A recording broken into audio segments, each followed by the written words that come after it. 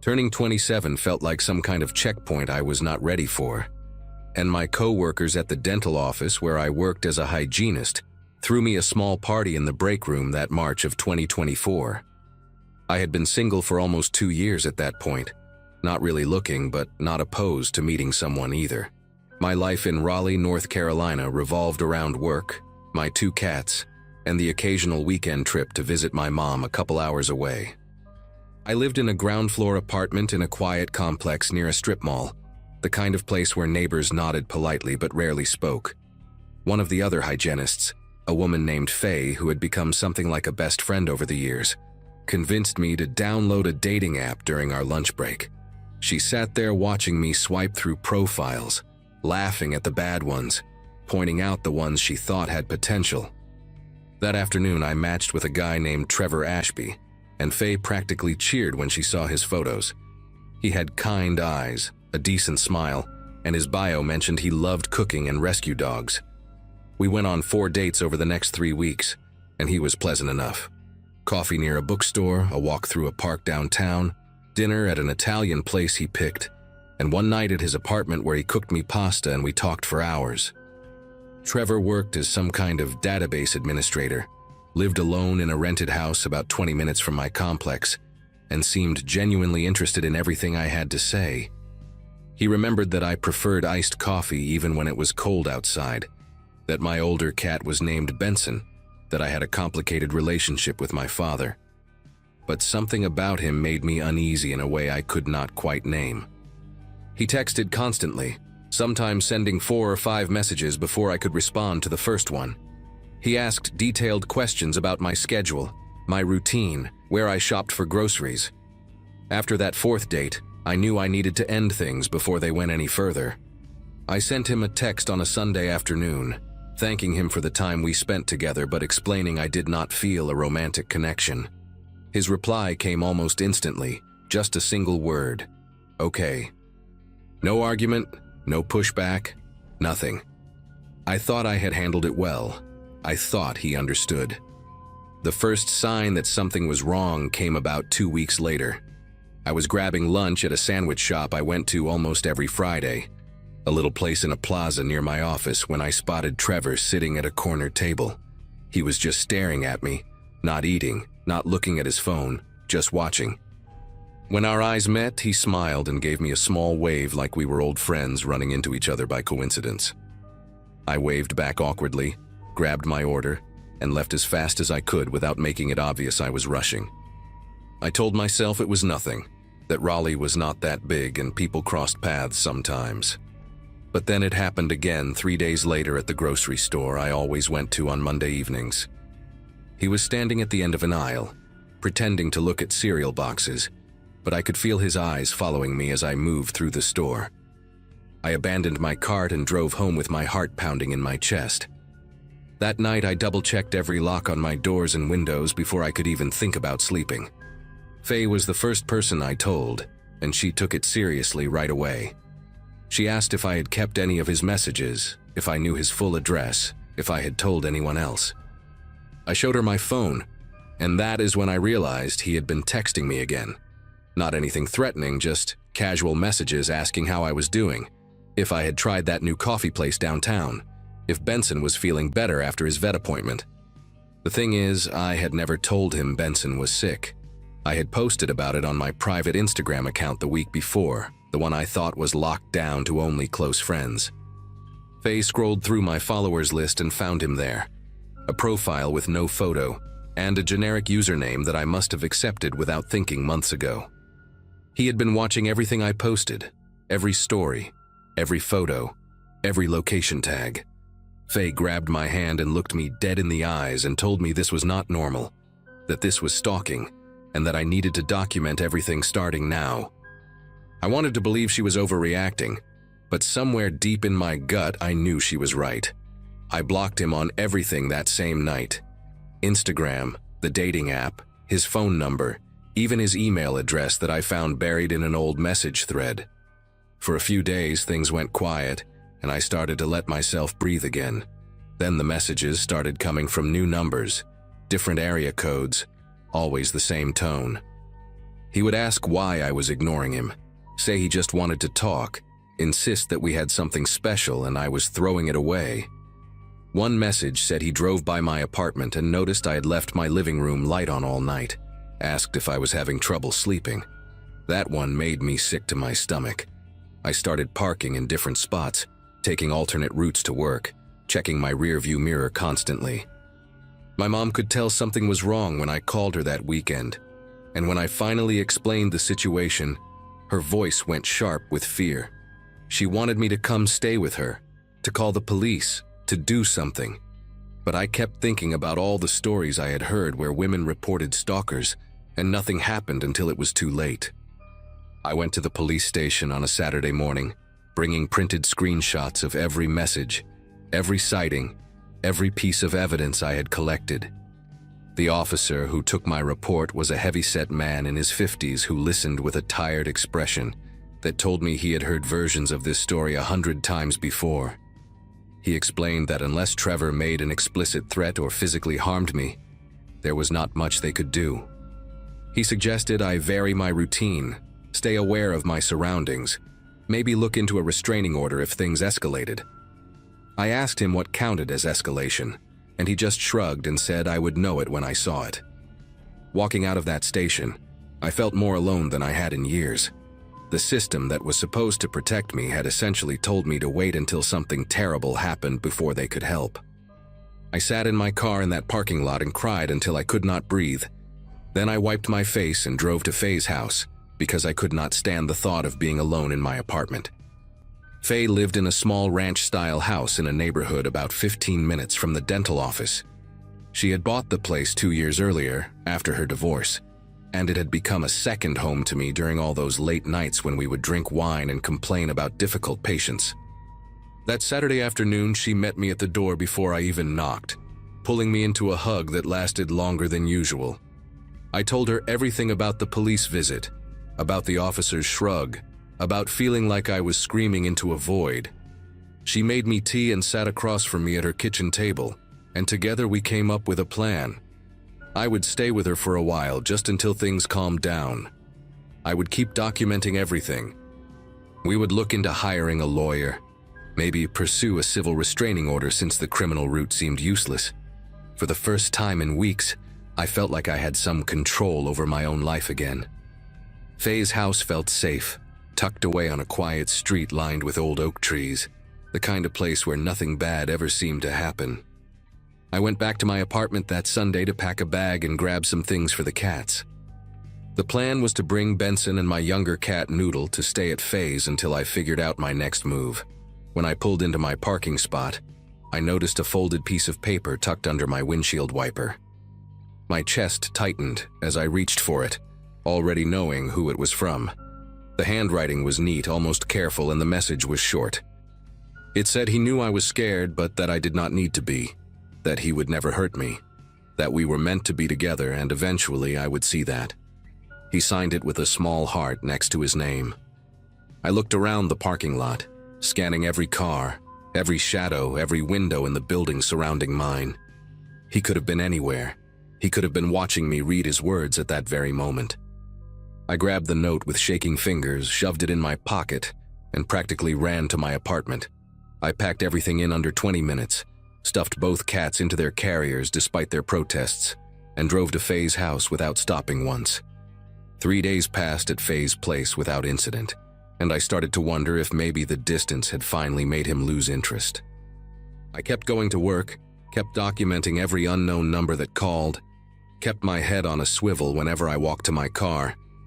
Faye had installed a doorbell camera the year before, and we checked the footage religiously every evening, but it only ever showed delivery drivers and the occasional stray cat wandering through her yard.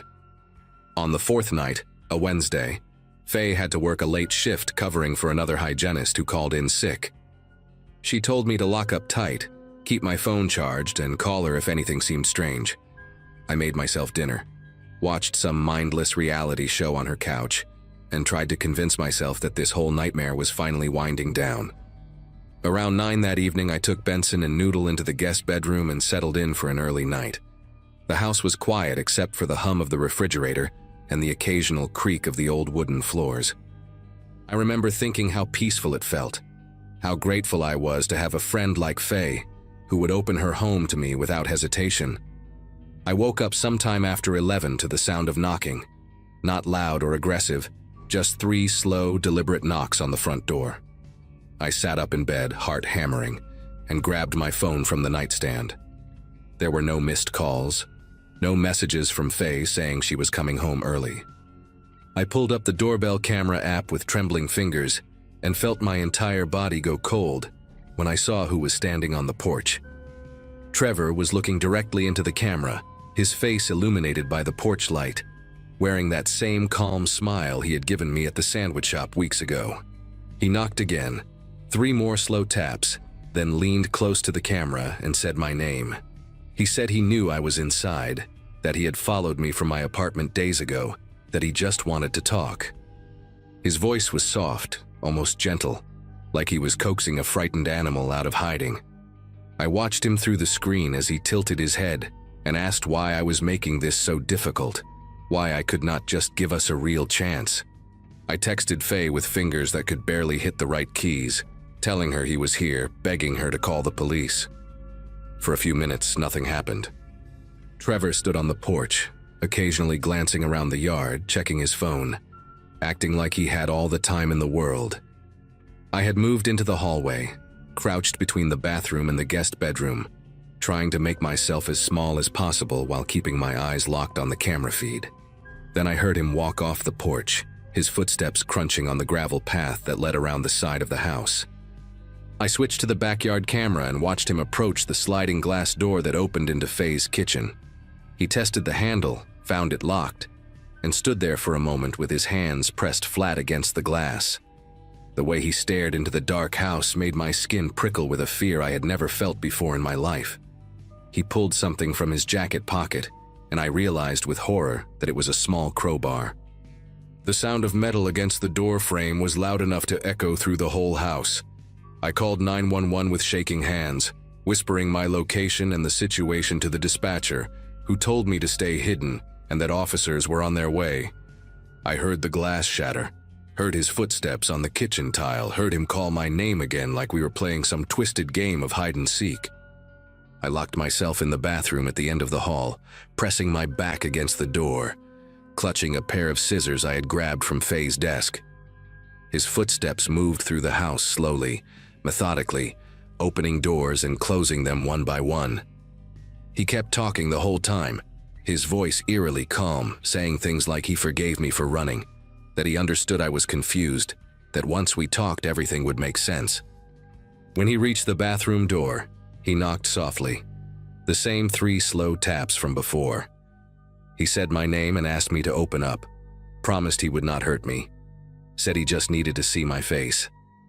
I told him through the door that the police were coming, that he needed to leave now if he knew what was good for him.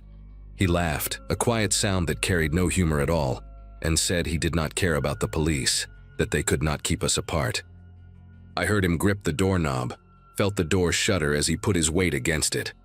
The wood around the lock started to splinter. I was screaming at that point, screaming for help, screaming for anyone to hear me. And then, like some kind of miracle, I heard sirens in the distance growing louder and louder. Trevor went silent. His footsteps retreated quickly down the hall, and I heard the back door slam. I stayed pressed against that bathroom door, scissors raised, until I heard officers announcing themselves inside the house. They caught Trevor 2 blocks away, running through someone's backyard with the crowbar still in his hand. He was arrested that night and charged with breaking and entering, stalking, and criminal trespass. Faye arrived at her house 20 minutes after the police, and she held me on her front lawn while I sobbed into her shoulder. The restraining order I filed the next day was granted immediately, and Trevor's bail was set high enough that he sat in county jail for 3 months awaiting trial.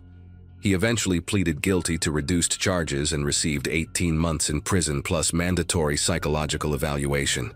I moved out of my apartment and into a new place across town, somewhere he had never seen, somewhere I could start over. I changed my phone number, deleted all my social media, and spent months in therapy trying to untangle the fear that had wound itself around every part of my daily life. Faye still checks in on me almost every day, and my mom drove down to stay with me for the first few weeks after everything happened. It has been almost 8 months now, and I still double-check my locks every night. Still look twice at every car parked near my building. Still feel a jolt of panic whenever someone knocks on my door unexpectedly. I know Trevor will be released eventually, and that thought sits in the back of my mind like a stone I cannot swallow. But I also know that I did everything right, that I trusted my instincts, that I leaned on the people who loved me when I needed them most. If you're reading this and something similar is happening to you, please listen to me. Document everything. Tell everyone you trust, and never let anyone make you feel crazy for being afraid. Your fear is valid, your safety matters, and you deserve to be believed.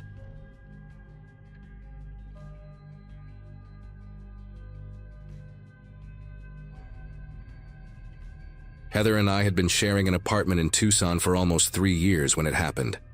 She was a medical transcriptionist who worked from home, spending long hours alone in our converted second bedroom with her headphones on, typing reports while I sat in a gray cubicle across town crunching numbers at an accounting firm. We had met at a friend's barbecue the summer after I graduated college in 2015, and something just clicked between us. She had this quiet intensity about her, a way of listening that made you feel like the only person in the room. I used to find that attractive. Now I understand it differently. Now I see how little I actually knew about what went on inside her head during all those silent hours, how the isolation of her job had been doing something to her, that I was too busy, too comfortable, too stupid to notice. October of 2022 started like any other month.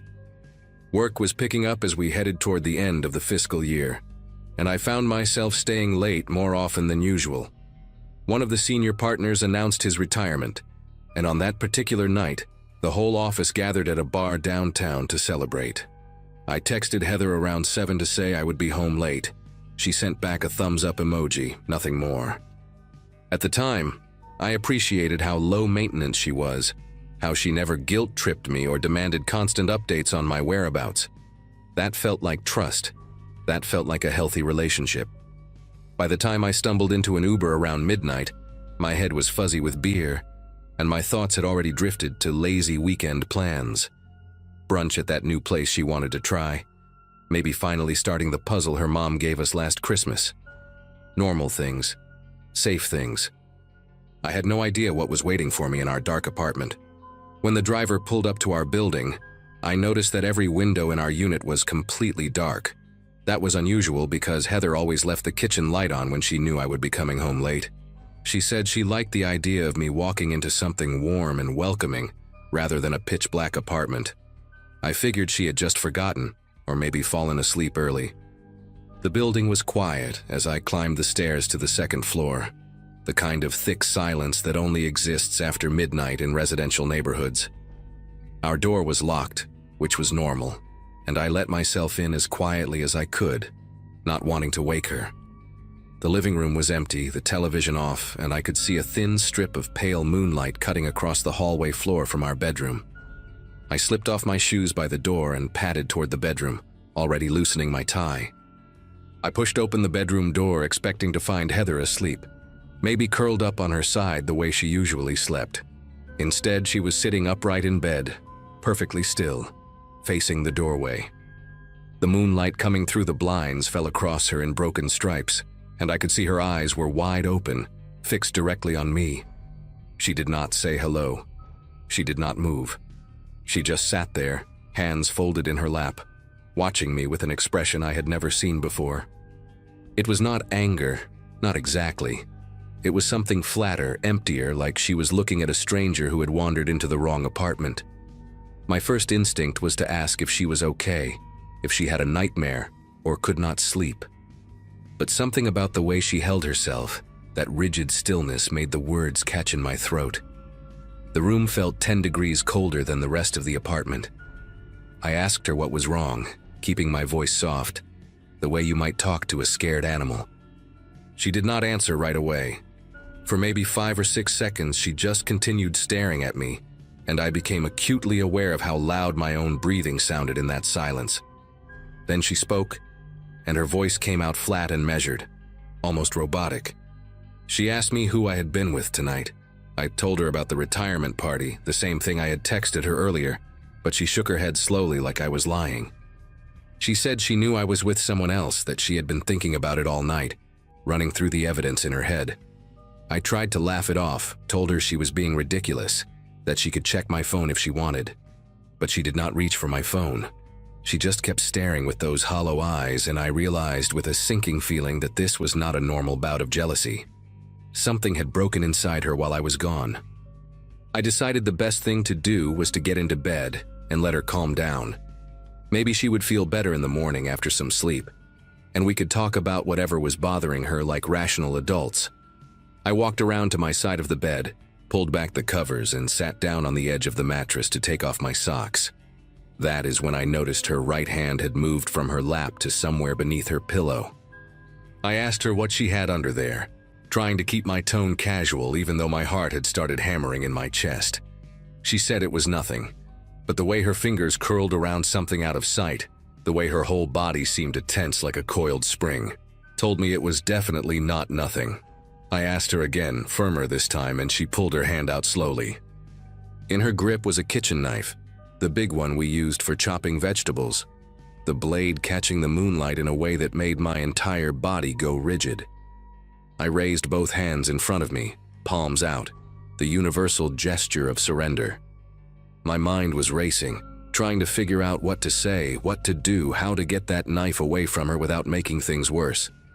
I called her name softly, told her she was scaring me, asked her to please put the knife down so we could talk. She tilted her head to one side like a curious bird, studying me with that same empty expression. Then she said something that made my blood turn to ice in my veins. She said she had been watching me sleep for the past few weeks, standing over the bed in the dark, trying to decide what to do about me. She said she had seen the signs, the way I looked at my phone, the way I smiled at texts I thought she could not see. None of it was true, but in her mind she had constructed an entire alternate reality where I was the villain of her story. I started to inch backward off the bed, keeping my movements slow and deliberate, never breaking eye contact with her. Every instinct screamed at me to run, to bolt for the door and get out of that apartment as fast as my legs could carry me. But I also knew that sudden movements might trigger something, might push her over whatever edge she was balanced on. She watched me move with those unblinking eyes, the knife still clutched in her fist, and I could see a vein pulsing in her neck. When my feet touched the floor on the far side of the bed, I told her I was going to get her some water, that maybe she was dehydrated or having some kind of episode. I took one step toward the door. That was when she lunged. She came across the bed faster than I would have thought possible, the knife slashing through the air in a wide arc aimed directly at my chest. I threw myself backward and felt the blade whistle past my face, missing my throat by what could not have been more than an inch. I crashed into the dresser behind me, knocking over a lamp and a framed photo of us from happier times. The glass shattered against the floor, and for a split second I thought about grabbing a shard to defend myself, but there was no time. Heather was already coming at me again, her movements jerky and uncoordinated, like a marionette being controlled by someone who did not quite know how the strings worked. I managed to grab her wrist as she swung the knife down toward my shoulder, and we struggled there in the darkness, her breath hot against my face, her eyes wild with something I can only describe as complete disconnection from reality. She was stronger than I expected, fueled by whatever storm was raging inside her head, and I could feel my grip slipping as she twisted and thrashed. I screamed her name over and over, begging her to stop, to come back to me, but it was like talking to a wall. The woman I loved was gone, replaced by something I did not recognize. I finally managed to twist her arm at an angle that forced her to drop the knife. It clattered to the floor somewhere in the darkness, and I kicked it away as hard as I could, hearing it skid across the hardwood and disappear under the bed. But even without the weapon, she did not stop. She clawed at my face, my arms, my chest, her fingernails raking deep grooves into my skin. I had no choice but to wrap my arms around her and pin her against me, holding her as tight as I could, while she screamed and thrashed and called me names I had never heard her use before. She accused me of poisoning her, of putting cameras in the walls, of working with her coworkers to ruin her life. None of it made sense. All of it terrified me. I held her like that for what felt like hours but was probably only 10 or 15 minutes, until finally, her body went limp, and she started to sob against my chest like a child waking from a nightmare. I called 911 with one hand while keeping my other arm wrapped around her. The dispatcher asked me a series of questions I could barely process, my voice shaking as I tried to explain that my girlfriend had just tried to kill me, but that I thought she was having some kind of mental breakdown. They sent police and paramedics, and I sat there on the bedroom floor with Heather crying in my arms, blood trickling down my face from where her nails had torn my skin, waiting for help to arrive. She kept mumbling apologies between sobs, saying she did not know what happened, that she had been so scared, that she thought I was going to hurt her first. I wanted to be angry. Part of me was angry, furious even, at how close I had come to dying in my own bedroom at the hands of someone I trusted completely. But mostly, I just felt hollow, like someone had scooped out everything inside me and left only a shell sitting there on that cold floor. The paramedics took Heather to the hospital for a psychiatric evaluation, and I spent the next several hours at the police station giving my statement. The officers were surprisingly kind, one of them a woman named Tara, who brought me coffee and told me her brother had gone through something similar with his wife years ago. When I finally got back to the apartment the next morning, the sun was already up, and everything looked so painfully normal in the daylight. The broken lamp, the scattered glass, the scratch marks on my arms, those were the only evidence that anything had happened at all. I found the knife under the bed where I had kicked it, and I just stared at it for a long time, trying to reconcile that ordinary kitchen utensil with the weapon that had nearly ended my life. I also found something else that day, something that made everything click into place in the worst possible way. In the back of her closet, hidden inside an old shoebox, were dozens of handwritten notes filled with paranoid ramblings about me, about her coworkers, about neighbors she believed were spying on her. Some of them dated back over 6 months. Heather was diagnosed with a severe psychotic disorder that had apparently been developing for much longer than either of us realized. The doctors told me that her isolation, working alone from home day after day with minimal human contact, had likely accelerated whatever was already brewing in her brain chemistry. She had been hiding her symptoms, masking them behind that quiet intensity I once found so attractive, convincing herself that her paranoid thoughts were valid concerns rather than warning signs of something deeply wrong. I visited her once at the psychiatric facility, where they transferred her after the initial evaluation. She looked smaller somehow, fragile in a way I had never seen before, and she cried when she saw the healing scratches on my face. She told me she remembered everything but that it had felt like watching herself from outside her own body, powerless to stop what was happening. I believed her. I also knew that I could never sleep next to her again, never close my eyes in her presence without seeing that knife glinting in the moonlight. It has been almost 2 years since that night, and I still sleep with my bedroom door locked. I moved to a different city, started over at a new firm, and eventually began seeing a therapist who specializes in trauma from domestic violence. That label felt strange at first, domestic violence, because I had always pictured something different when I heard those words. But my therapist helped me understand that what happened to me counts, that the scars on my arms and the ones inside my head are real and valid regardless of the circumstances that caused them. Heather is still receiving treatment, and her mother sends me updates occasionally that I am never quite sure how to respond to. Sometimes I think about the version of our life that existed before that October night, the weekend brunches, and unfinished puzzles and lazy Sunday mornings. And it feels like remembering a movie I watched a long time ago, rather than something I actually lived. The hardest part is not the fear, though that still surfaces sometimes when I wake up in the dark and have to remind myself where I am. The hardest part is knowing that the danger was there all along, sleeping right beside me, and I never saw it until the blade was already swinging toward my throat.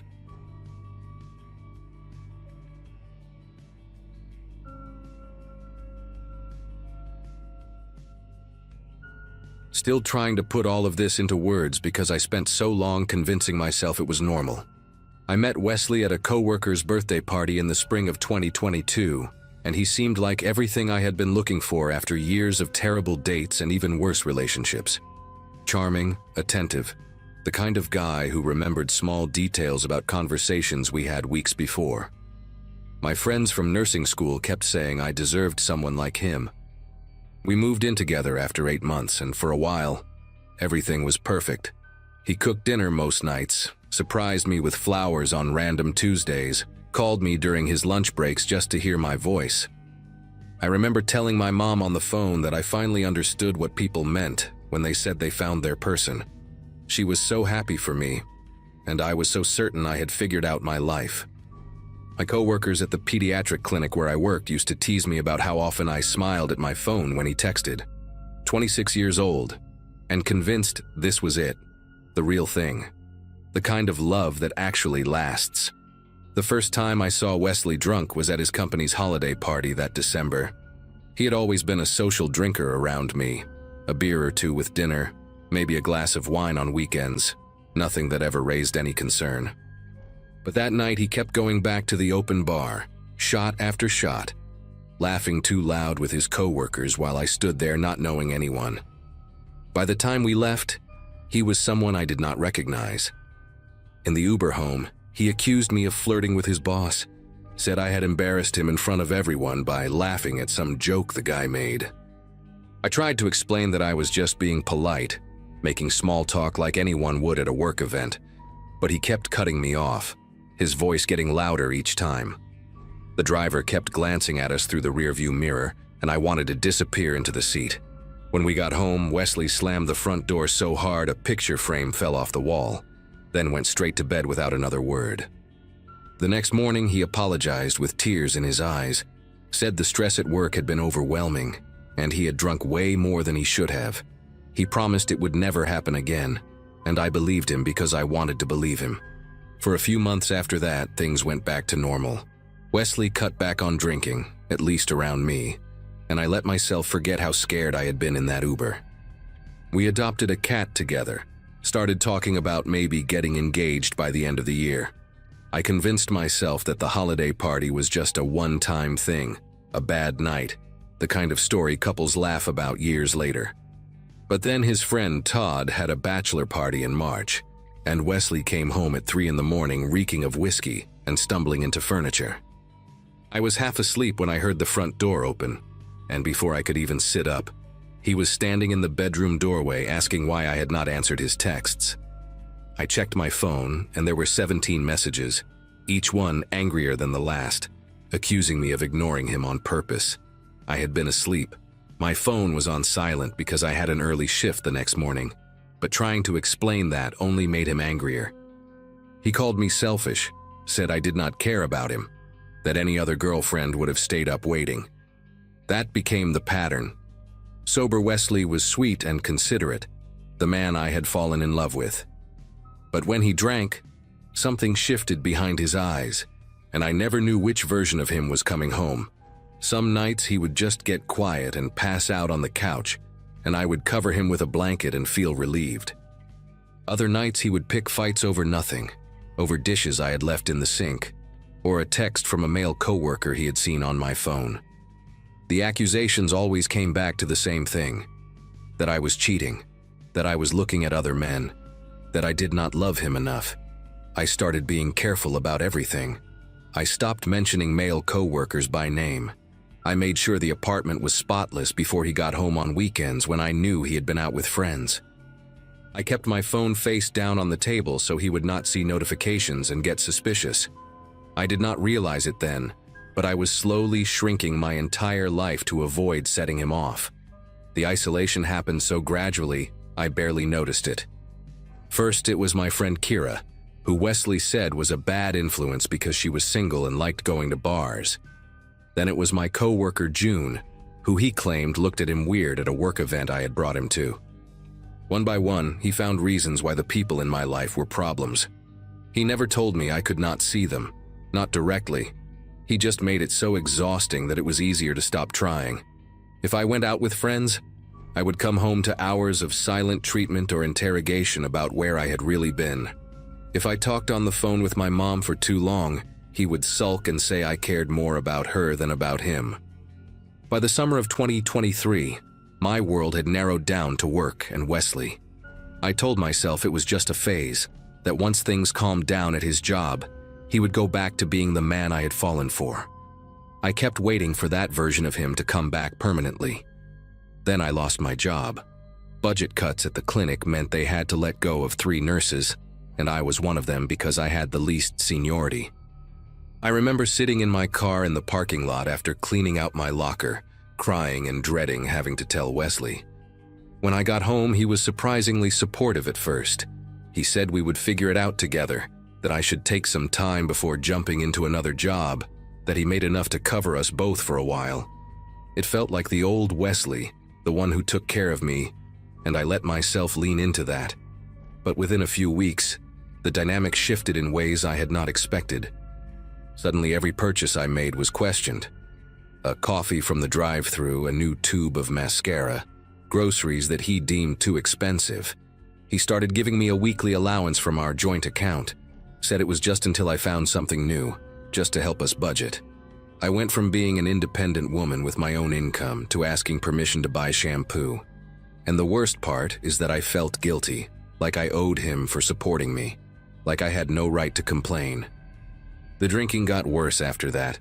Maybe it was the pressure of being the sole provider, or maybe he just stopped hiding it now that I was home all day with nowhere to go.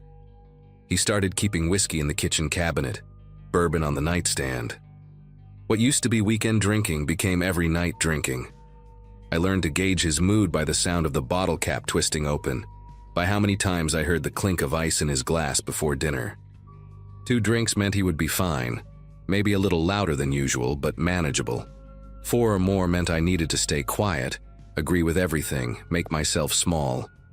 I started cooking his favorite meals on nights when he seemed tense, thinking maybe if I just did everything right, he would not have a reason to get upset. I became an expert at reading the room, at noticing the slight tightening of his jaw, or the way he scrolled through his phone too aggressively. My whole existence revolved around preventing the next explosion. One night in October, he came home from a work happy hour already drunk. I could smell it on him the second he walked through the door, that sour mix of beer and something stronger. I was on the couch watching a cooking show, and he sat down next to me without saying anything. After a few minutes, he asked who I had been texting. I told him no one, because I had not touched my phone in hours. He grabbed it off the coffee table and started going through my messages, my photos, my email. I just sat there, too tired to argue, too scared to protest. When he did not find anything, he threw the phone back at me and said I must have deleted whatever I was hiding. Then he went to the kitchen and poured himself another drink.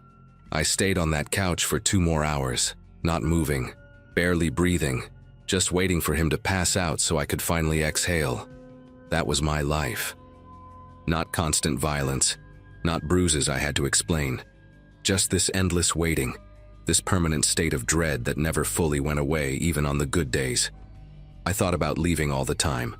I would lie awake at night running through the logistics in my head, trying to figure out how I could make it work. But the math never added up. I had no savings because Wesley controlled our finances. I had no job because I had been too anxious to interview properly, too exhausted from walking on eggshells to put together a decent resume. My name was not on the lease. My car was in his name because he had co-signed when my credit was not good enough. The few friends I had left lived in other states, and my mom was in a 1-bedroom apartment with no space for me. Every path out led to a dead end, and Wesley knew it. He never said it out loud, but I could see it in the way he looked at me sometimes, this quiet confidence that I was not going anywhere. He would apologize after the bad nights, buy me flowers, promise to cut back on drinking, and I would stay because what else was I supposed to do? Sleep in my car, show up at my mother's door like a failure, start over with nothing at 27 years old. The night everything changed was a Saturday in November. Wesley had been drinking since noon because his college football team was playing some big rivalry game. By the time the game ended, he had finished most of a bottle of bourbon and was louder than I had ever seen him. I made the mistake of asking if he wanted me to order some food, thinking maybe getting something in his stomach would help. He snapped at me, said I was always nagging, always trying to control him. I apologized and went to the bedroom to get away from it, but he followed me. He stood in the doorway blocking my exit, going on about how I thought I was better than him, how I looked down on him for drinking, how I was probably planning to leave him the second I got a job. I kept saying I was not. I was not. I just wanted to order dinner, but he kept getting closer, backing me toward the wall, his voice getting louder until he was screaming inches from my face. I could feel the heat of his breath, could see the veins in his neck. He punched the wall right next to my head, and I felt the impact vibrate through my whole body. Something broke inside me in that moment. Not in a dramatic way, not like in the movies where the victim suddenly fights back. It was quieter than that.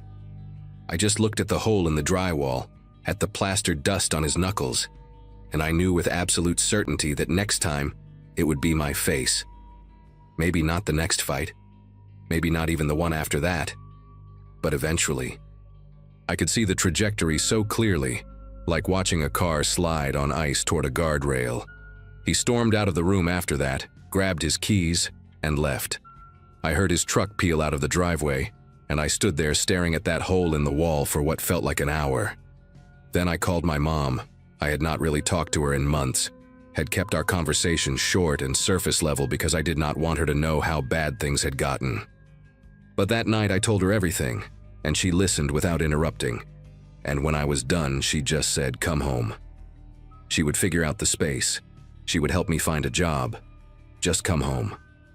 I left the next morning while Wesley was still passed out. I took one suitcase, my cat, and my phone charger. I left behind 2 years of clothes, furniture we had picked out together, a life I had thought was going to be forever. I gripped the steering wheel so tight my knuckles went white, and I kept checking the rearview mirror, expecting to see his truck behind me.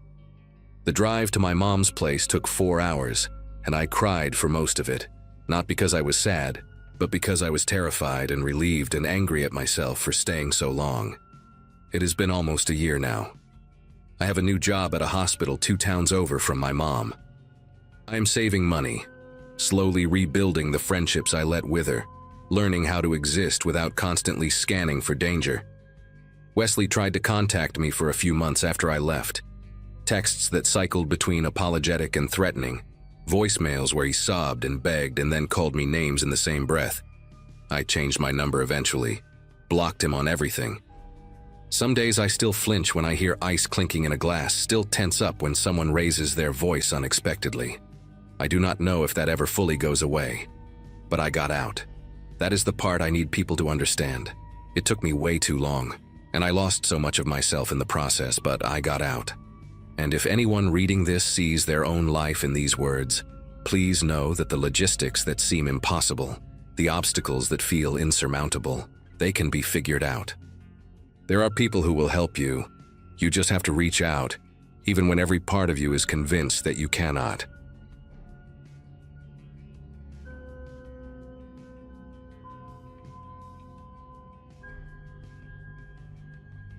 February in Minneapolis has a way of making everything feel frozen in place. Not just the ice on the sidewalks, but time itself. Like the whole world is holding its breath waiting for spring. I remember that feeling perfectly the week my life started crumbling. Walking home from the clinic where I worked as a physical therapist, my boots crunching through gray slush while my phone buzzed with messages I was too exhausted to check. My graduating class from the University of Minnesota had their 10-year reunion coming up that May, which gives you an idea of where I was in life. Finally established in my career, proud of the small house I had scraped together enough savings to buy in a quiet neighborhood near Powderhorn Park. Cautiously optimistic for the first time in years. I had been with Julian for almost 3 years by then. Met him at a friend's barbecue, fell hard and fast, moved in together after 8 months. He was charming in that effortless way that made everyone gravitate toward him at parties. He remembered birthdays, asked about your sick aunt, brought wine to dinner gatherings. My friends loved him. My mom called him the one. I believed it too, right up until the moment I found the messages on his phone from not one, Not 2, but 4 different women. When I confronted him, he cried. When I told him to leave, he begged. When I changed the locks, he went silent. That silence should have been a relief. Instead, it was the calm before something I never could have anticipated. The first sign came 3 days after I asked him to move out. My coworker Janine, someone I had known for 6 years and considered one of my closest friends, stopped responding to my texts. At first I figured she was busy. Her daughter had just started kindergarten. Her husband was traveling for work. But when I saw her in the break room that Friday, she looked at me with this expression I had never seen before. It was cold, almost pitying, like I was someone she had just heard terrible things about. She made small talk for maybe 30 seconds before excusing herself, and I stood there holding my coffee mug, completely confused. That weekend, my friend Troy from college texted me something strange. "Hey, Julian reached out. I didn't know things got that bad between you two. Hope you're getting the help you need." I read that message probably 15 times trying to decode it. What help? What had Julian told him? I called Troy immediately, but he let it go to voicemail. When he finally called back 2 days later, his voice had that careful, measured tone people use when they think they are talking to someone unstable. Troy told me that Julian had called him crying, saying he was worried about me, saying that I had been struggling with some issues, and that the breakup had pushed me over the edge. According to Julian, I had been having paranoid episodes, accusing him of things he never did, making up affairs that existed only in my imagination. He told Troy that he still loved me and wanted me to get better, that he was only reaching out because he cared about my well-being. Troy asked me gently, carefully, like he was talking to a child holding a knife, if I had considered seeing a therapist. I sat there on my couch with the phone pressed to my ear, my whole body going numb as I realized what was happening. Julian was not just moving on. He was rewriting our entire relationship, and he was using everyone I cared about to do it. I tried to explain the truth, the messages I found, the women, the lies, but I could hear the doubt in Troy's silence. Julian had gotten to him first, and now everything I said just sounded like the ravings of a woman who could not accept reality. Over the next 2 weeks, the pattern repeated itself with sickening precision. My cousin Elise, who I had been close with since childhood, called to say she was there for me, in a way that made it clear she thought I was falling apart.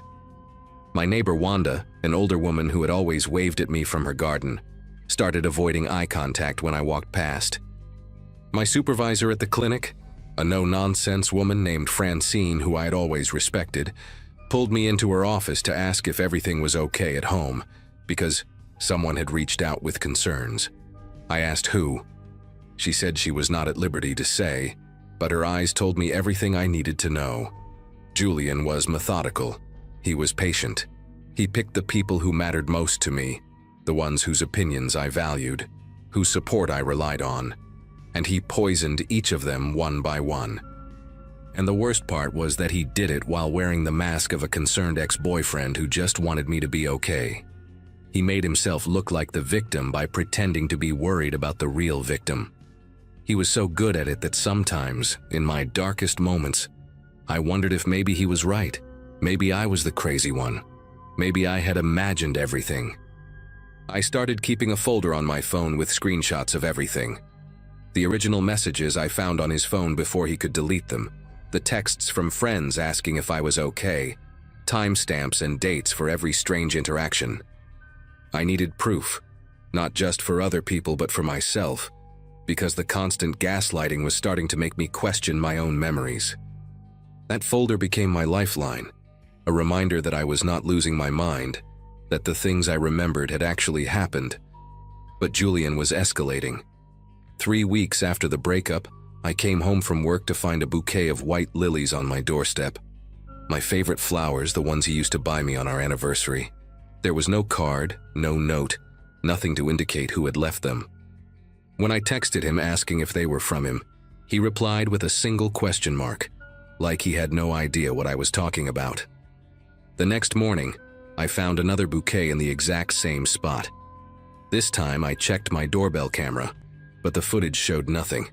Just an empty porch one frame and flowers the next, as if they had materialized out of thin air. I went through the settings and realized someone had deleted the footage remotely. Julian still had the password from when we set up the system together, and I had never thought to change it. That realization sent me spiraling into a kind of fear I had never experienced before. If he could access my doorbell camera, what else could he see?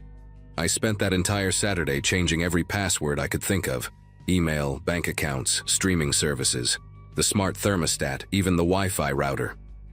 My fingers were trembling so badly that I kept making typos and having to start over. I called my phone provider and asked them to check if there were any unknown devices linked to my account. There were two. One was an old tablet I'd forgotten about. The other was a phone I had never seen before, added to my account 3 months ago while Julian and I were still together. The representative's voice was calm and professional as she helped me remove it, but I could barely hear her over the sound of my own heartbeat pounding in my ears. He had been tracking me. For months, maybe longer, he had been watching where I went, reading my messages, listening to my calls. Every private conversation I thought I was having in confidence, with my mom, with my friends, with my therapist. He had access to all of it.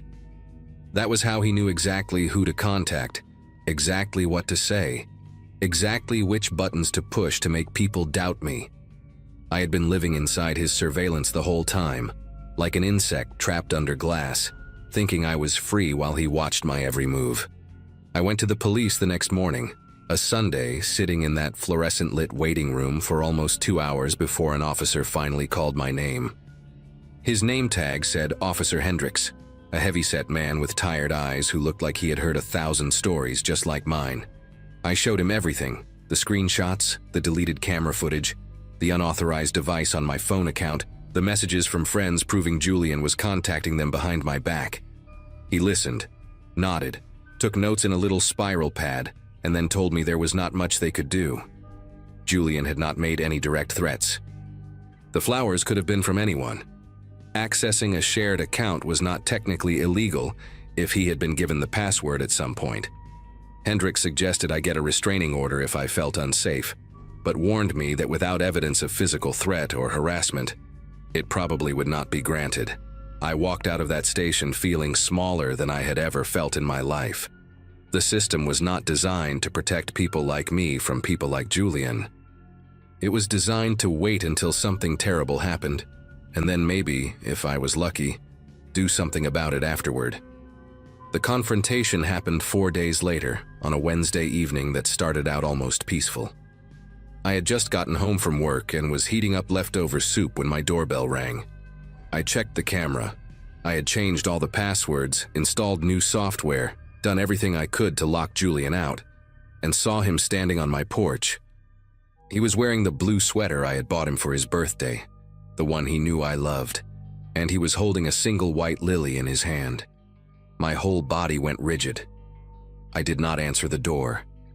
I watched him through the camera as he stood there for 1 minute, then 2, then 5, his expression shifting from patient to annoyed to something darker, something I had only glimpsed a few times during our relationship.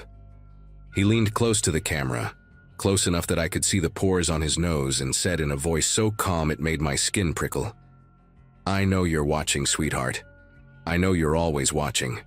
But you should know that I'm watching too, and I'm much better at this game than you are." Then he smiled, placed the lily gently on the doormat, and walked away into the darkness. I did not sleep that night. I sat on my couch with every light in the house turned on, a kitchen knife on the cushion beside me, watching the doorbell camera feed on my phone until my eyes burned. The next few days blurred together in a haze of exhaustion and paranoia. I started taking different routes to work, leaving at odd hours, parking in different spots every day. I told Francine I was dealing with a personal situation and asked to adjust my schedule so I would never be alone at the clinic during opening or closing. She agreed, but I could see the concern in her eyes. Not concern for my safety, but concern about my mental state, which meant Julian's story had already taken root. I stopped answering calls from numbers I did not recognize. I stopped checking my mailbox for days at a time because I was afraid of what I might find there. My mother called me one evening, and the first thing she said was, "Honey, Julian came by the house today. He's really worried about you." I felt like the floor had dropped out from under me. He had driven 3 hours to my mother's house in St. Cloud, sat in her living room, drank her coffee, and told her God knows what about me. When I tried to explain the truth, my own mother, the woman who raised me, who knew me better than anyone, hesitated before saying, "Sweetheart, maybe you should talk to someone, a professional. Julian said you've been having episodes, and I just want to make sure you're okay." I hung up on her. It was the first time in my life I had ever done that, and I immediately felt sick with guilt, but I could not listen to another word. That Friday, I came home to find my back door unlocked. I knew I had locked it. I had started checking every lock 3 times before leaving, a new ritual born from fear. But when I turned the handle, it swung open without resistance. Nothing inside seemed disturbed. My laptop was still on the kitchen table where I had left it. My jewelry box was untouched.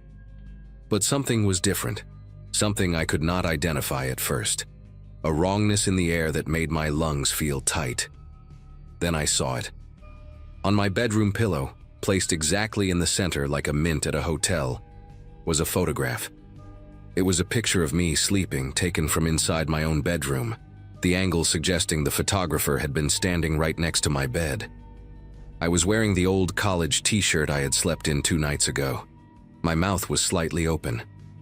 I looked peaceful, completely unaware that someone was standing over me in the dark, watching me close enough to touch me. On the back of the photo, written in Julian's handwriting, were 4 words. "You look so peaceful." I do not remember calling the police. I do not remember what I said to them. I only remember sitting on my front steps in the cold, shaking so hard my teeth were chattering, waiting for the sirens while the photograph sat on the ground beside me like a dead thing I could not bear to touch again. This time, they had to take me seriously. The officers who responded that night were different from Officer Hendricks. A woman named Sergeant Adler took one look at the photograph, the handwriting on the back, and the doorbell footage from the week before, and her jaw tightened in a way that told me she understood exactly what she was looking at.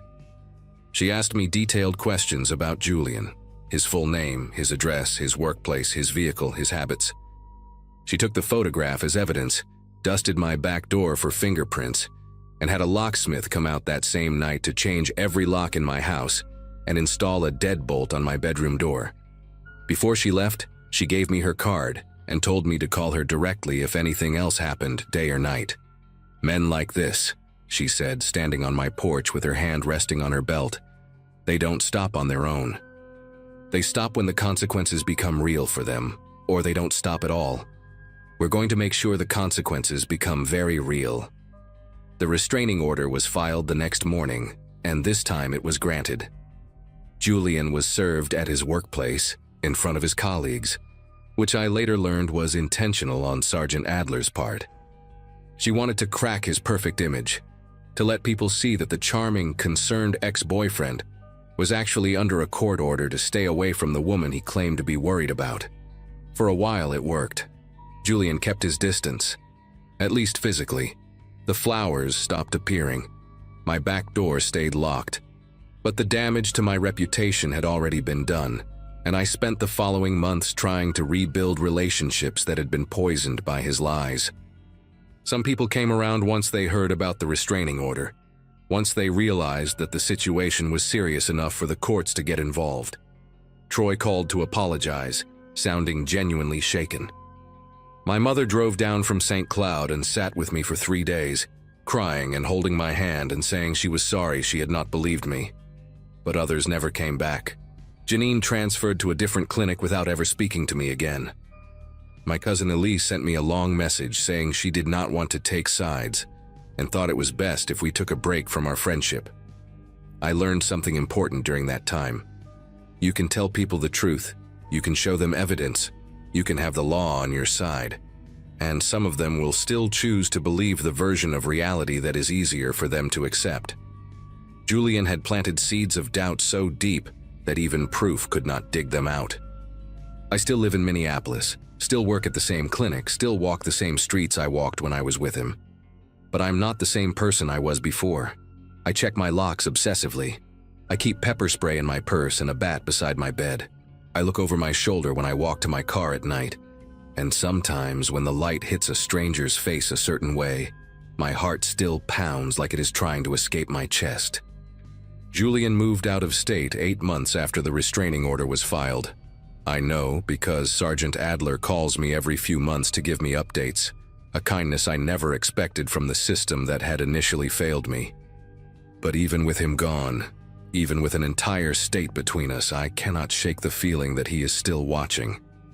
That somewhere out there, he is waiting for the restraining order to expire, waiting for me to let my guard down, waiting for his next opportunity to remind me that he is much better at this game than I am. I hope I never find out if that feeling is right.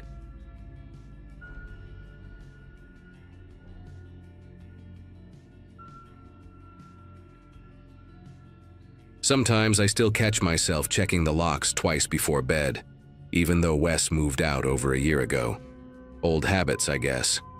We were together for almost 2 years, living in a small apartment in Louisville, Kentucky, the kind of place with thin walls where you could hear your neighbors arguing about whose turn it was to take out the trash.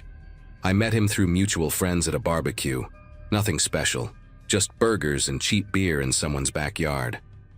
He was funny, charming, had this way of listening to you like every word mattered. By the time my class of 2012 reunion rolled around, we were already sharing a lease and talking about getting a dog.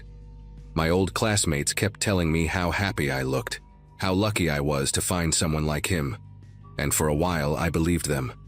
I work as a nurse at a local hospital, long shifts that leave you exhausted, and coming home to Wes felt like a relief back then. He would have dinner ready, ask about my day, make me laugh after 12 hours of dealing with difficult patients. That version of him feels like a stranger now. The first time he scared me was over something stupid. Dishes in the sink.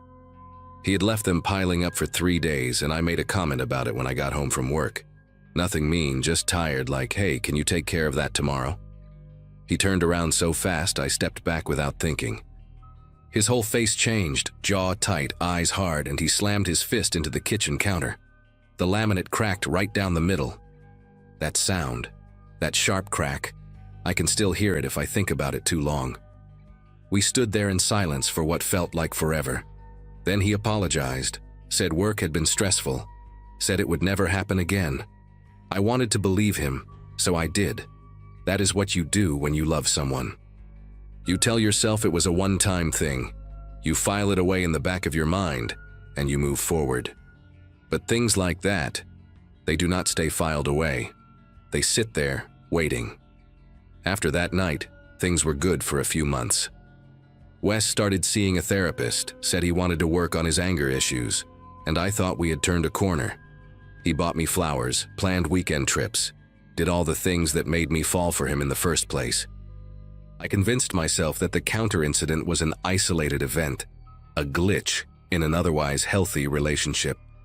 But then, there was the time he punched a hole in the bedroom wall because I forgot to text him when I got to work.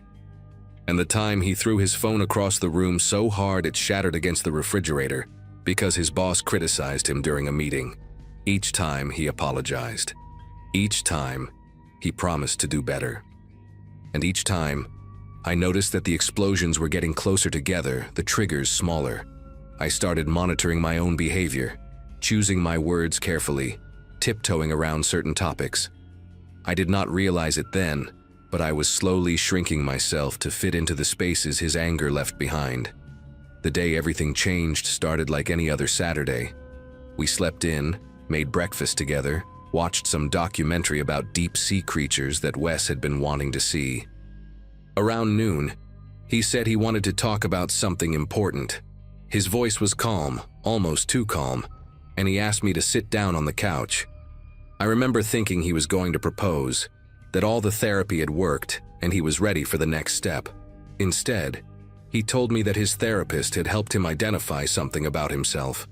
He said he had been having violent thoughts, intrusive ones, that came to him during moments when he felt overwhelmed or upset. He described them as flashes, images that appeared in his mind without warning.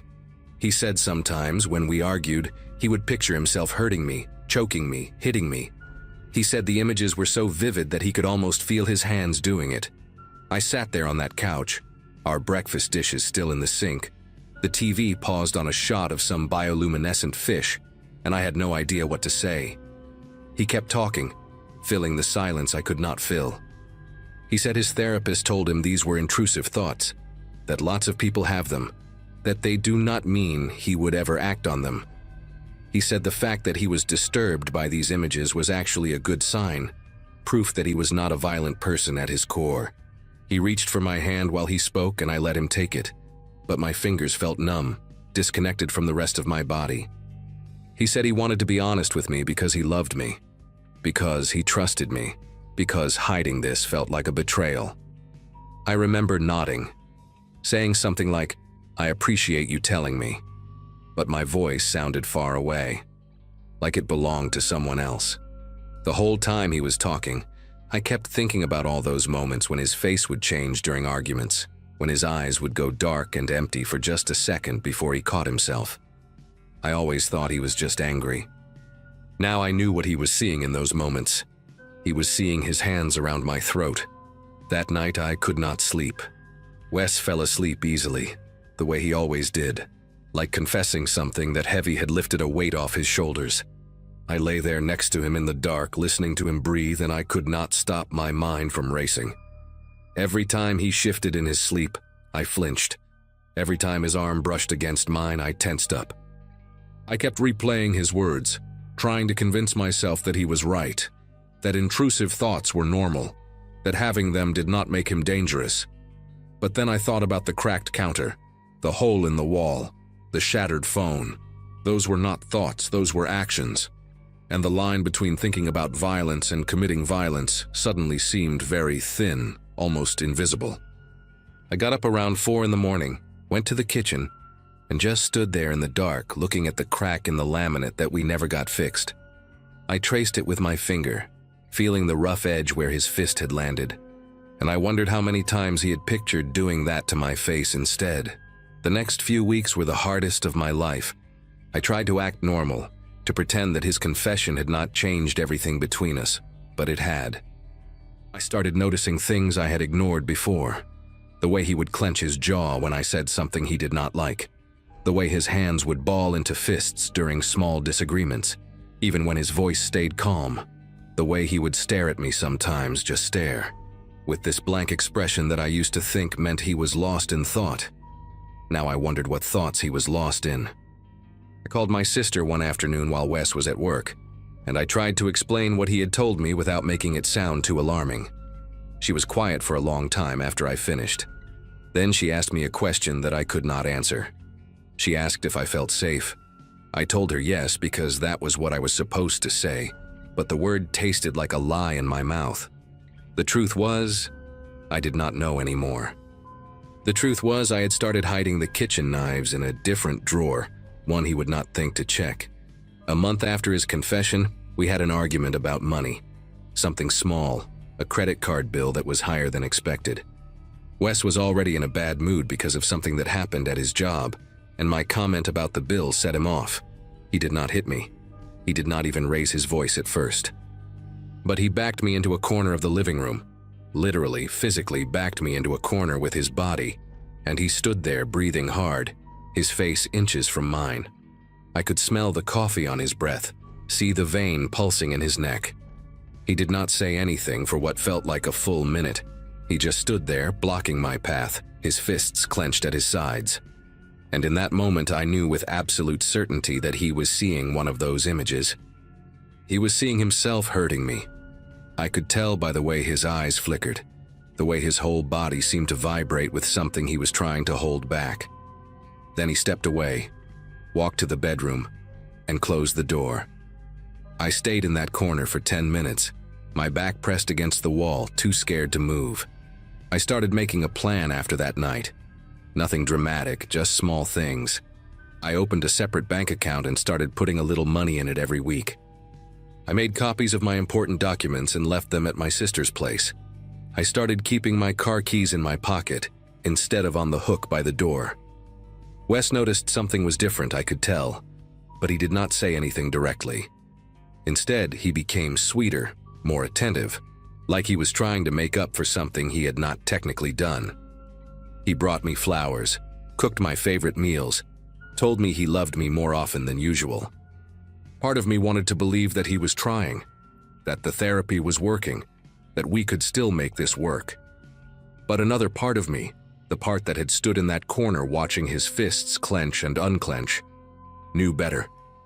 I read articles online about intrusive thoughts, trying to understand what he was going through. The articles said these thoughts were common, that most people who have them never act on them, that they were more distressing to the person having them than to anyone else. But those articles were not written about people who had already punched holes in walls. They were not written about people who backed their partners into corners and stood there vibrating with barely contained rage. The day I finally left started like any other morning. We had coffee together, talked about nothing important, and he kissed me goodbye before heading to work. I waited until his car turned the corner at the end of our street. Then I moved faster than I had ever moved in my life. I had already packed a bag and hidden it in the trunk of my car 2 days earlier. I grabbed my laptop, the folder with my documents, and the small box where I kept jewelry my grandmother had left me. I took one last look at the apartment, at the cracked counter and the patched hole in the bedroom wall and the couch where he had told me about the images in his head. Then I walked out, and I did not look back. I drove to my sister's house 3 hours away, checking my rearview mirror the whole time, half expecting to see his car following me. He called me 17 times that afternoon. I did not answer. I sent him one text message that evening, telling him it was over, telling him not to contact me again. He responded with a wall of text, apologies and promises and accusations all mixed together, ending with a sentence that still keeps me up at night. He wrote that he had never been closer to acting on those thoughts than he was at that moment. I blocked his number after that message, blocked him on every social media platform I could think of, and told my sister not to tell anyone where I was staying. For weeks I jumped every time my phone buzzed, every time a car drove slowly past the house, every time someone knocked on the door. My sister installed extra locks and bought a security camera for the front porch. I filed for a restraining order, which was granted after I showed the judge the text message he had sent me. The judge read it twice, looked at me over her glasses, and asked if I had somewhere safe to stay. I told her I did.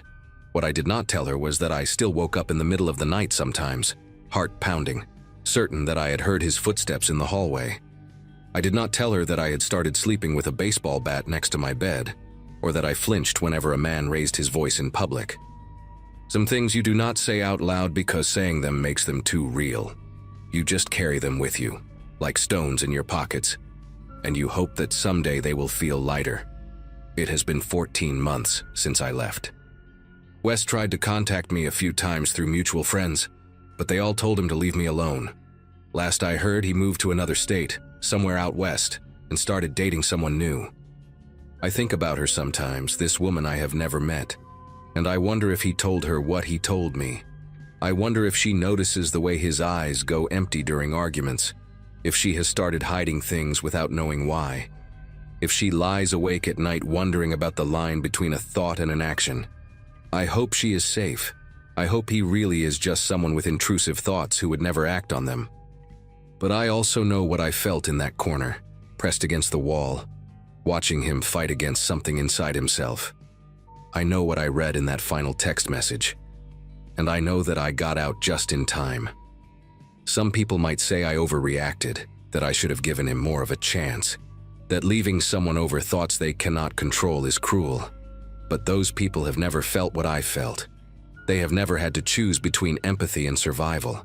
I chose survival. And I would make the same choice again.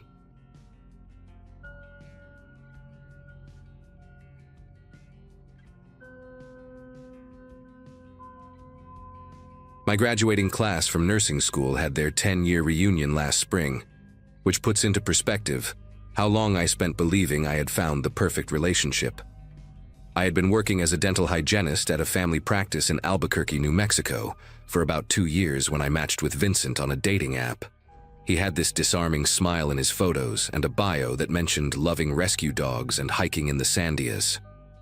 Our first date lasted 5 hours. Dinner turned into drinks, turned into walking around Old Town until the shops closed.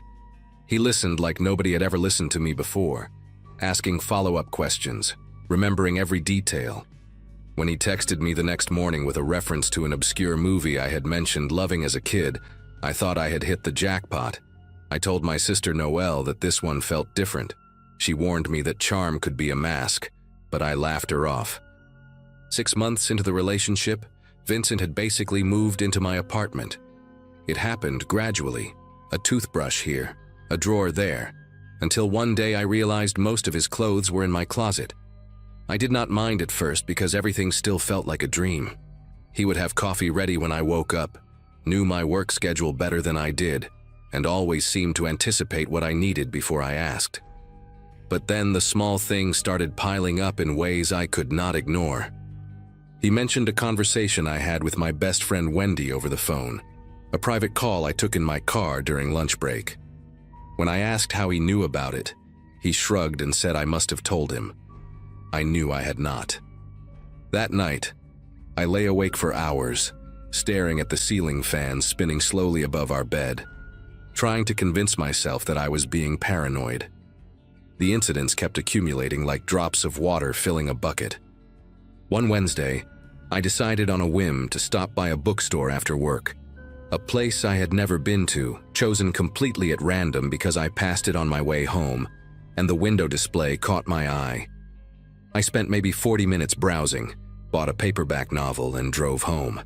When I walked through the door, Vincent looked up from his laptop and asked if I found anything good at the bookstore. I had not told him I was going. I had not texted anyone about it. The decision had been entirely spontaneous, made in the span of 3 seconds while sitting at a red light. I asked him how he knew, and he gave me this look, patient, almost amused, and said my car had been parked there for a while, so he assumed.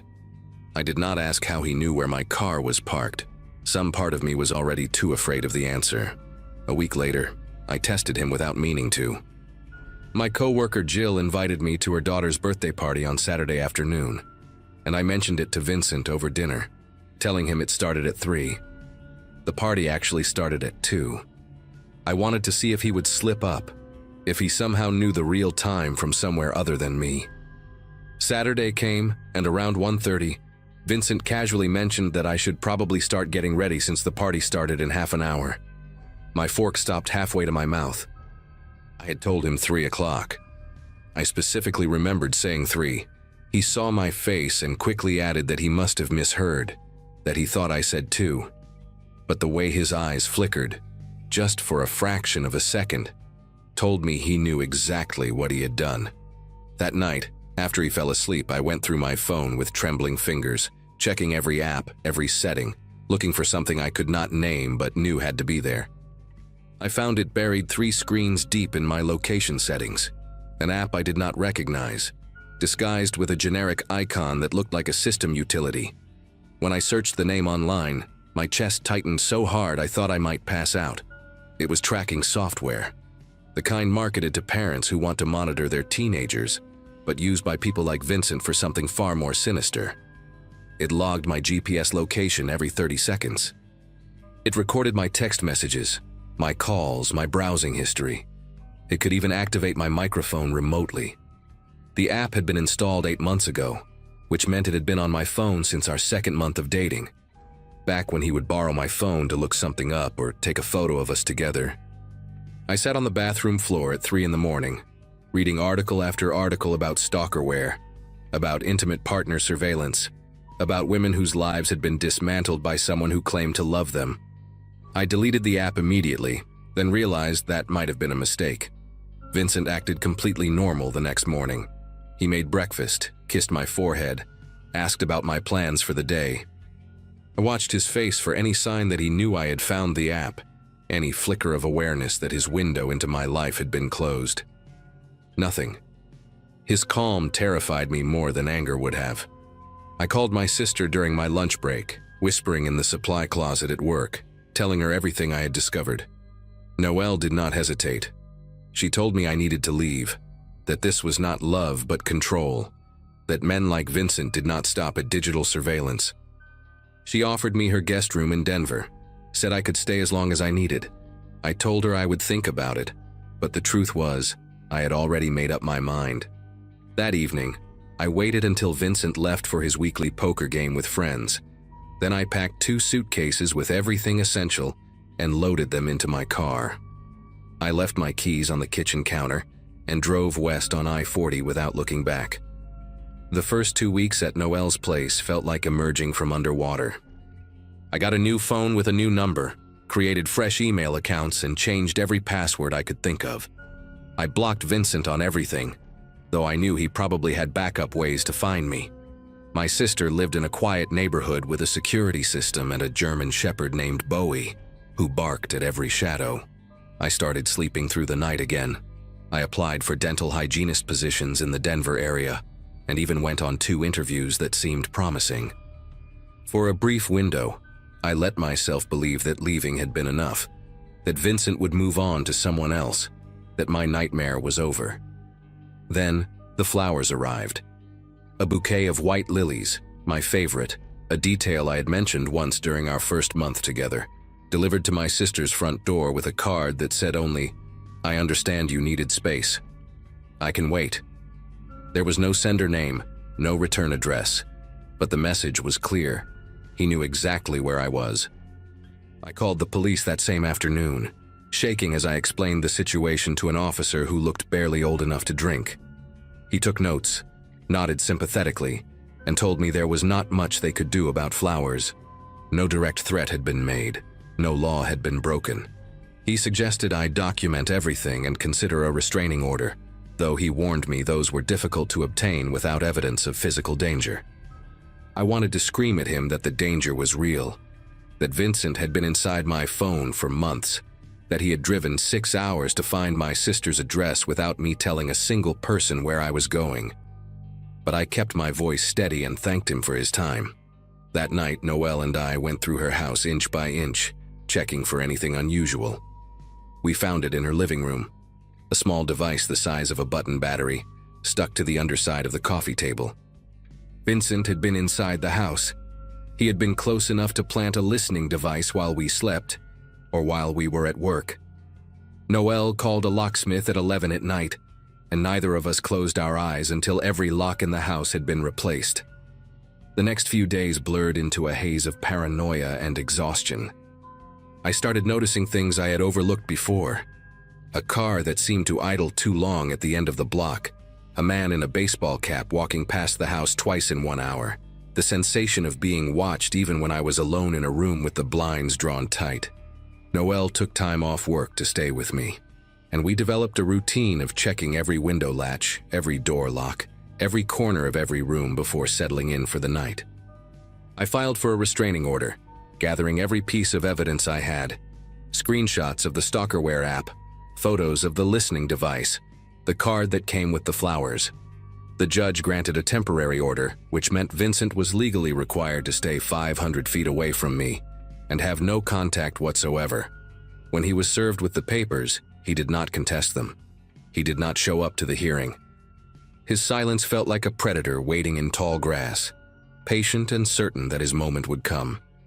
3 weeks after the restraining order was issued, I received an email to my new address, the one I had created specifically to escape him, the one I had only used for job applications and communication with my sister.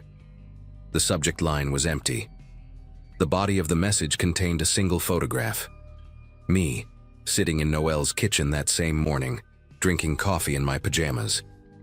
The photo was taken through the window above the sink, shot from the backyard at an angle that suggested he had been crouched behind the fence. I could see the timestamp embedded in the image file, 7:42 in the morning, exactly when I remembered standing at that counter. I showed the photo to the police, to the detective now assigned to my case, to anyone who would listen. They increased patrols in the neighborhood. They took the restraining order violation seriously. But Vincent was a ghost. His apartment in Albuquerque had been vacated. His car was registered to an address that turned out to be an empty lot. His phone number was disconnected. On paper, he had ceased to exist, but I knew he was out there, circling closer, waiting for the moment my guard slipped. The breakthrough came from an unexpected source. Noelle's neighbor, a retired electrician named Howard, mentioned that he had seen a cable company van parked on the street several times over the past month, always in the early morning, always gone by the time anyone was fully awake. He thought it was strange because nobody on the block had scheduled any service calls. I passed the information to the detective, a woman named Arlene Kendall, who had started treating my case like a personal mission. She pulled traffic camera footage from the area and traced the van to a rental company in Colorado Springs. The credit card used for the rental belonged to a man named David Merritt, a name I had never heard. But when Detective Kendall showed me his driver's license photo, the air left my lungs in a single painful rush. It was Vincent. Different hair, glasses I had never seen him wear, but unmistakably him. He had created an entirely new identity to continue watching me. The police issued a warrant that same day, and within 48 hours they found him in a motel room 12 miles from my sister's house, surrounded by printed photographs of me, detailed logs of my daily movements, and equipment I could not even identify. Vincent was arrested and charged with stalking, violation of a protective order, identity fraud, and illegal surveillance. The trial took place 8 months later, and I sat in that courtroom for 3 days, listening to prosecutors describe the scope of what he had done. The stalkerware on my phone had captured over 4,000 hours of audio. He had cloned my email accounts, my cloud storage, my social media. Everything I thought was private had been an open window for him to climb through. His defense attorney argued that he was mentally ill, that his obsession stemmed from a genuine belief that we were meant to be together. The jury did not buy it. They convicted him on all counts, and the judge sentenced him to 7 years in state prison. I moved to a different city after the trial, somewhere I will not name, somewhere I have tried to build a life that does not revolve around looking over my shoulder every second of every day. Some nights I still wake up at 3 in the morning, heart pounding, certain that I heard a noise outside my window. I check my phone for unfamiliar apps more often than I care to admit. The locks on my doors are the best money can buy, and I never park in the same spot twice. Vincent taught me that love can be a disguise, that attention can be a cage, and that some people will dismantle your entire sense of safety just to keep you close. I survived him, but I am not sure I will ever stop running.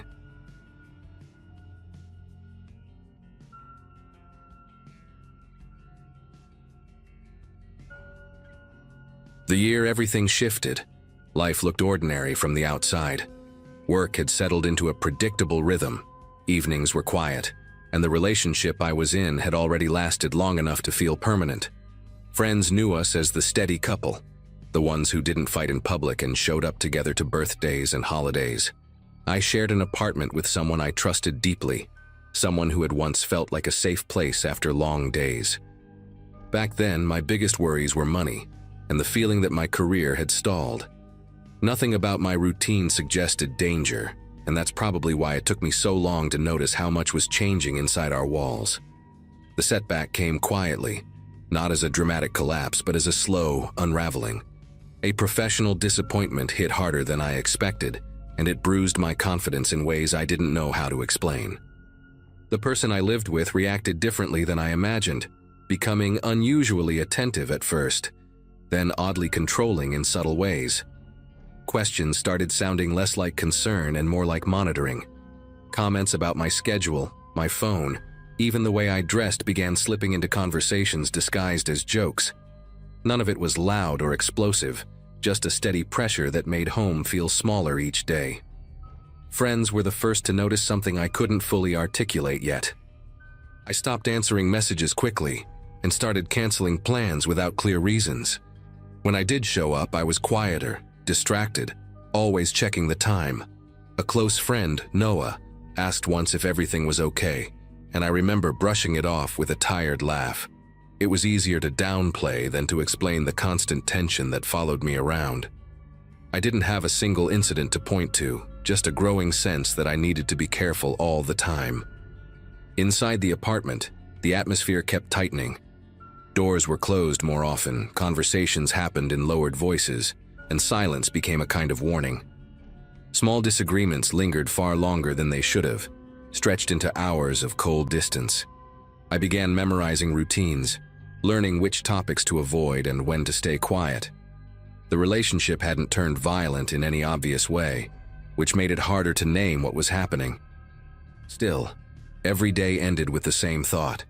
Whatever this had become, it wasn't what it used to be.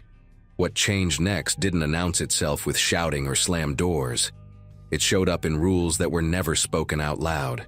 Certain friends suddenly became bad influences, according to casual comments dropped during dinner. If I stayed out later than expected, the mood at home shifted into something sharp and punishingly quiet. Personal things moved slightly from where I remembered leaving them, just enough to make me doubt myself. I began keeping track of tiny details without realizing why, like the position of keys or whether a light had been left on. Sleep came in fragments, and mornings felt heavier than they should have. Home no longer reset me. It drained me. The sense of being watched grew, even during moments that used to feel private. The fear didn't arrive all at once, which is what made it so confusing.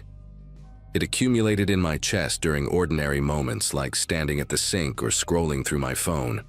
Certain questions started carrying consequences, and wrong answers led to long, suffocating evenings. I learned how to speak carefully, choosing words the way someone picks their steps on ice. Apologies became frequent, even when I wasn't sure what I was apologizing for. I stopped trusting my own reactions and relied instead on predicting theirs. The relationship had become a maze, and I was constantly trying not to hit the walls. Nothing dramatic happened, yet every day ended with relief that it was finally over.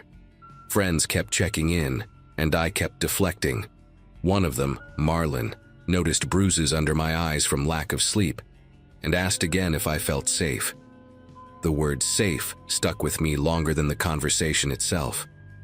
I laughed it off, saying things were just stressful at home, that everyone goes through rough patches.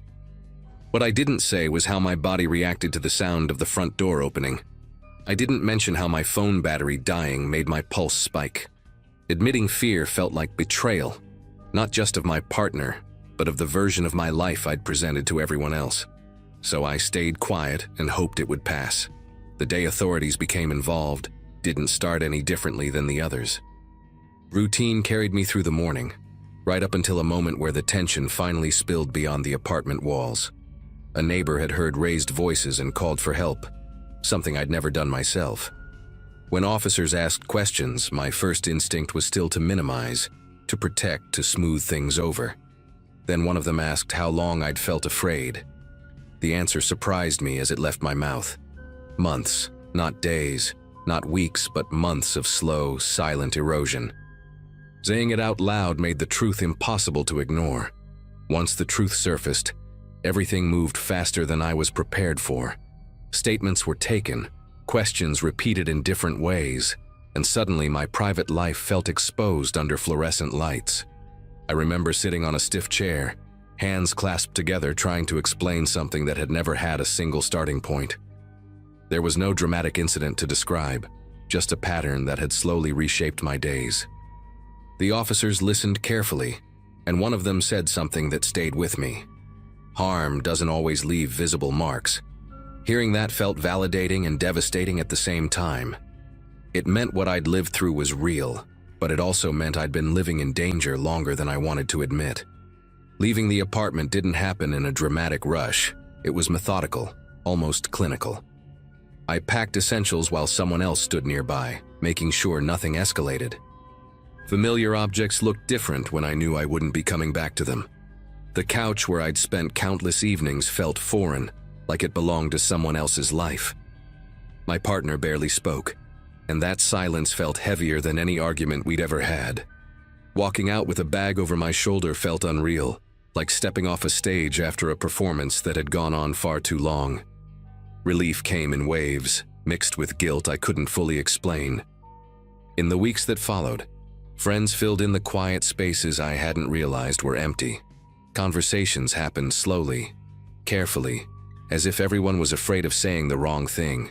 I started noticing how tense my body had been, how simple things like sleeping through the night now felt like small victories.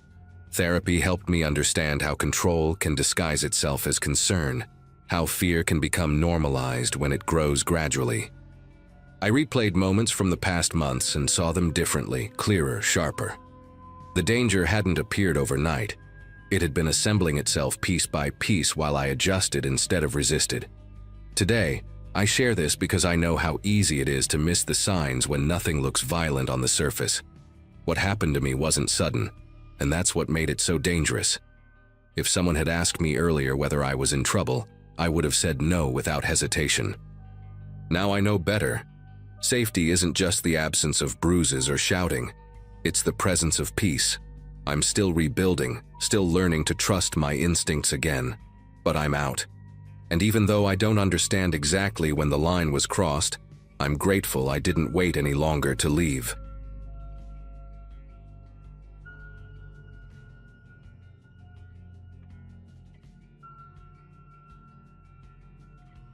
Living in a mid-sized apartment complex meant learning the rhythms of other people's lives whether you wanted to or not. At the time this happened, I was working irregular hours and sleeping lightly, always half aware of doors slamming or voices echoing through the courtyard. That night had the heavy quiet that usually settles after midnight, the kind where even small noises travel too far. I was scrolling on my phone on the couch, lights off, when raised voices cut straight through the walls. It wasn't playful arguing or drunk laughter, but sharp, brittle shouting that sounded rehearsed from long practice. I recognized the voices from the unit across the hall, a couple named Mason and Lily who had moved in months earlier. They were polite in passing, but the tension between them always lingered like a smell you couldn't place. Hearing them fight wasn't new, but the intensity that night felt different, more focused, like something had finally snapped. The argument spilled into the hallway, their door thrown open so hard it bounced against the frame. Mason's voice was loud enough that I could make out full sentences, accusations piling up without pause. Lily replied in shorter bursts, her tone clipped and controlled, which somehow made it worse. A few other doors cracked open an inch or two, just enough for eyes to peek through the dark. I stayed still, listening, telling myself not to get involved, the way everyone does in shared buildings. At one point, something heavy hit the wall inside their apartment, followed by a sharp thud on the floor. Then came a sudden stop, as if someone had flipped a switch. The door closed slowly this time, clicking into place with an oddly careful sound. After that, nothing. No footsteps, no voices, just the hum of the building settling back into itself. Sleep never really came after that. My mind kept replaying the last few seconds, especially how deliberate that door sounded when it shut. Morning light crept in through the blinds, and by then the whole thing already felt unreal, like a bad dream fading at the edges. When I stepped into the hallway to take out trash, Mason was there, leaning against the wall and staring at his phone. He looked exhausted but strangely calm, too calm for someone who'd been screaming hours earlier. He nodded at me and mentioned, casually, that Lily had taken off during the night after their fight. According to him, she grabbed a bag and left to cool down, something she'd done before. The way he said it felt practiced, like a line repeated until it sounded true. I remember thinking how odd it was that I hadn't heard the door open again. Later that day, the mood in the building shifted as quiet questions started circulating. One neighbor mentioned checking the security feed after realizing their car had been scratched overnight. The cameras covered the hallway and main exit, and curiosity turned into unease when people noticed gaps in the timeline. Lily never appeared leaving the building, not on foot, not through the garage, not anywhere the cameras could see. Someone else pointed out that her phone hadn't pinged outside the complex after the argument, based on a shared family plan notification. By evening, police were walking the halls, asking measured questions and taking notes. Standing in my doorway, watching them disappear into Mason's apartment, I felt a creeping certainty that the silence after that door closed wasn't empty at all. The next day blurred into a strange waiting period, like everyone in the building was holding their breath without admitting it. Officers returned with more questions, this time slower and more precise, asking about sounds, timing, even the way the argument ended. I told them about the hallway, the object hitting the wall, and how the door closed softly instead of slamming. One of them wrote that down and paused longer than the others, his pen hovering as if he didn't want to commit it to paper yet. Mason stayed inside his unit most of the day, curtains drawn, refusing to open the door unless prompted by police. When he did step out briefly to smoke, his movements were controlled, almost careful, as if every gesture was being rehearsed in his head. The story about Lily leaving stayed the same, word for word, no matter who asked. That consistency should have been reassuring, but it only made my unease deepen. By the following evening, the building manager mentioned that maintenance had been asked to check the plumbing in Mason's unit. Apparently, a neighbor below complained about unusual noises in the pipes during the night of the argument. I watched from my doorway as two maintenance workers went in with tool bags and came out quieter than they'd gone in. One of them wouldn't meet anyone's eyes, just shook his head slightly when the manager whispered something to him. Shortly after, the police arrived again, this time with gloves and sealed evidence bags. The air in the hallway felt thicker, like the walls were listening. Mason was escorted out, hands free but flanked closely, his face still calm in that unsettling way. As he passed me, he gave a quick nod, the same polite gesture he always used, and it made my chest tighten for reasons I couldn't explain. That night, sleep was impossible again, but for different reasons. My phone buzzed with messages from neighbors sharing fragments of what they'd heard from friends or overheard in stairwells. Someone mentioned phone records showing Lily's last call ended minutes after the door closed. Another said the security footage had been manually accessed around the same time, something only residents could do with the right code. I lay in bed staring at the ceiling, replaying every sound from that night, wondering which ones I'd dismissed too quickly. The argument, the thud, the silence, all of it rearranged itself into something darker the more I thought about it. It struck me how normal the evening had felt before the shouting started, how easily a life could slip sideways without warning. Knowing I'd been just a wall away made the memory cling to me in an uncomfortable, personal way. The resolution came quietly, without the dramatic announcements people expect. Weeks later, the building received a brief notice confirming Mason had been charged, and that Lily's disappearance was no longer considered voluntary. Details were scarce, but enough leaked to confirm what most of us already suspected about what happened after that door closed. Life in the complex returned to its routine, new tenants moved in, and conversations shifted to safer topics. Still, every now and then I catch myself listening too closely to the hallway at night, counting footsteps and door clicks. That careful sound of the lock turning has stayed with me more than the shouting ever did. Taught me how thin the line is between overhearing an argument and witnessing the beginning of something irreversible. Even now, thinking back on that day, it's the small details that refuse to fade. The way the hallway light flickered slightly after the door shut, like it hesitated. The smell of someone's burned dinner drifting through the vents minutes later, absurdly normal. I remember standing in my kitchen that morning, coffee going cold in my hands, staring at the wall we shared and trying to convince myself I was overthinking everything. Part of me wanted to believe Mason's version because it was easier, because it let the night stay contained. Accepting the alternative meant admitting I'd been close to something final and hadn't done a thing. That realization carried a quiet guilt that settled deep and stayed there. I replayed every choice I made during that night. Every moment I decided to stay put instead of stepping into the hall. It wasn't bravery that stopped me, just routine, the unspoken rule that you don't involve yourself in other people's messes. Friends I talked to later said the same thing. They wouldn't have done anything either. Still, that didn't make it easier to live with. The knowledge that Lily's last moments likely happened feet away from me turned the apartment into something unfamiliar. Sounds carried differently after that, each muffled noise charged with meaning. I started keeping my TV louder at night, not for entertainment, but to drown out the building itself. Eventually I moved out, not dramatically, just a lease ending and a quiet decision not to renew. On my last day there, I stood in the empty hallway for a moment, listening to the echo of my own footsteps. Mason's unit was sealed and dark, a small notice still taped crookedly to the doorframe. New people would eventually live there, unaware of what had unfolded behind those walls. I wondered if they'd ever sense it the way the air seemed heavier around that door. Leaving didn't erase the memory, but it gave it boundaries, a place I could point to and say, that happened there, not here. What stays with me most isn't fear, but awareness. That night taught me how ordinary horror can look until it's already finished. No warning signs flashing, no clear moment where intervention feels obvious. Just raised voices, a door closing, and a story that almost worked. I still think about Lily sometimes, about how easily she vanished from everyone's daily routine before the truth surfaced.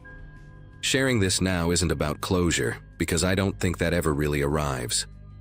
It's about not letting that silence be the final thing remembered.